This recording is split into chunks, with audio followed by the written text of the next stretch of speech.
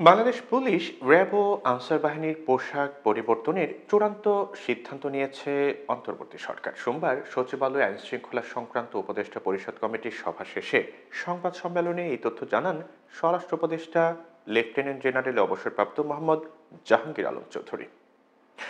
ছাত্র জনতার অভ্যুত্থানে গত বছরের 5 আগস্ট আওয়ামী লীগ সরকারের পতনের পর পুলিশ বাহিনী সংস্কারের দাবি ওঠে, একই সঙ্গে পুলিশের পোশাক পরিবর্তনের দাবিও ওঠে।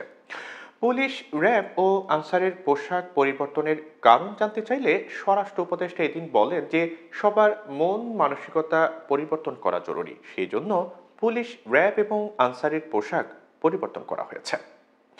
এদিন সংবাদ সম্মেলনে জানানো হয় যে পুলিশের পোশাক হবে লোহার রঙের, র্যাবের পোশাক হবে জলপাই রঙের, আর আনসারের পোশাক হবে সোনালী গমের রঙের। এখন কবে থেকে এই পোশাক পরিবর্তন হবে জানতে চাইলে জাহাঙ্গীর আলম চৌধুরী বলেন যে ধীরে ধীরে পরিবর্তন হবে। পুলিশকে জনবান্ধব করতে হলে বাহিনীটির প্রশিক্ষণে পরিবর্তন আনতে হবে বলেও মন্তব্য করেন স্বরাষ্ট্র উপদেষ্টা।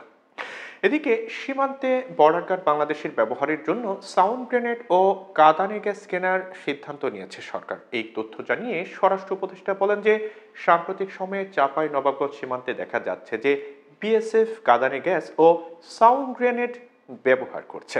বিজেপির কাছে কাঁদানে গ্যাস এবং সাউন্ড গ্রেনেড নেই, তাদের কাছে শুধু প্রাণঘাতী অস্ত্র আছে।